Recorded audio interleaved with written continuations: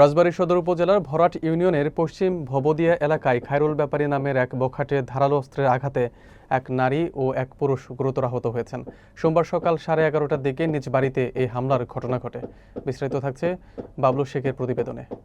স্থানীয় সূত্রে জানা যায়, খায়রুল ব্যাপারী তার বড় ভাইয়ের স্ত্রী সালমা বেগমকে এলোপাতাড়ি মারধর করছিল। বিষয়টি দেখে তার বাবা কিয়াম ব্যাপারী পাশের বাড়ির লালন মণ্ডল ও তার স্ত্রী শাহানা বেগমকে ডেকে আনেন। তারা ঘটনা ঠেকাতে গেলে খায়রুল হঠাৎ ধারালো দা দিয়ে ওই দম্পতির উপর হামলা চালায়। এতে তারা গুরুতরভাবে জখম হন। স্থানীয়রা রক্তাক্ত অবস্থায় লালন মণ্ডল ও শাহানা বেগমকে উদ্ধার করে রাজবাড়ী সদর হাসপাতালে ভর্তি করেন। আহতরা পশ্চিম ভবদিয়া 1 নম্বর ওয়ার্ডের বাসিন্দা। এদিকে এলাকাবাসী জানায়, খায়রুল আগেও একাধিকবার লোকজনকে কুপিয়ে জখম করেছে। পরিবারের দাবি, স্ত্রীর মৃত্যুর পর থেকে মানসিক ভারসাম্য হারিয়েছেন তিনি। রাজবাড়ী সদর থানার অফিসার ইনচার্জ মাহমুদুর রহমান জানান, ঘটনাস্থলে পুলিশ পাঠানো হয়েছে। লিখিত অভিযোগ পেলে প্রয়োজনীয় আইনানুগ ব্যবস্থা নেওয়া হবে।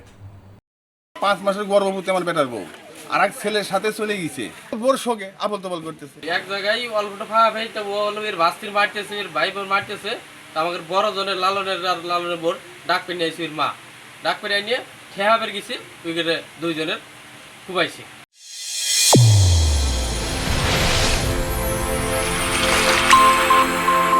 চ্যানেল A1 হৃদয়ের স্পন্দন।